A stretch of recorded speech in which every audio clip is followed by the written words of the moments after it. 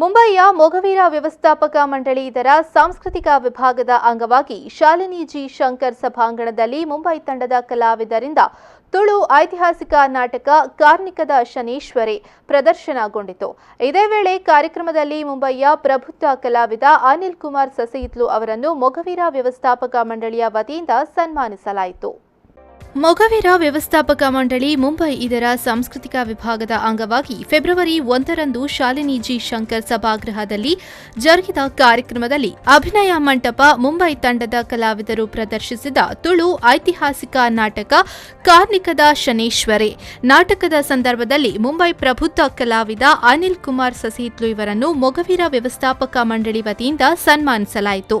ಮುಂಬೈ ರಂಗಭೂಮಿಯಲ್ಲಿ ಕನ್ನಡ ತುಳು ನಾಟಕಗಳಲ್ಲಿ ತನ್ನ ಪ್ರಬುದ್ಧ ಅಭಿನಯದ ಮೂಲಕ ಜನಪ್ರಿಯರಾದ ಮೊಗವೀರ ಸಮಾಜದ ಕಲಾವಿದರನ್ನು ಮೊಗವೀರ ವ್ಯವಸ್ಥಾಪಕ ಮಂಡಳಿಯ ಅಧ್ಯಕ್ಷರಾದ ಕೆಎಲ್ ಬಂಗೇರ, ಹಿರಿಯರಾದ ಶ್ರೀನಿವಾಸ ಸುವರ್ಣ, ಹರೀಶ್ ಪುತ್ರನ್, ದಯಾನಂದ, ಪ್ರೀತಿ ಆರ್, ಸಾಂಸ್ಕೃತಿಕ ವಿಭಾಗದ ಕಾರ್ಯಾಧ್ಯಕ್ಷರಾದ ಚಂದ್ರಶೇಖರ ಕರ್ಕೆರ, ಮೊಗವೀರ ಪತ್ರಿಕೆಯ ಸಂಪಾದಕರಾದ ಅಶೋಕ್ ಸುವರ್ಣ ಮತ್ತು ಮಂಡಳಿಯ ಪದಾಧಿಕಾರಿಗಳ ಸಮ್ಮುಖದಲ್ಲಿ ಸನ್ಮಾನಿಸಲಾಯಿತು.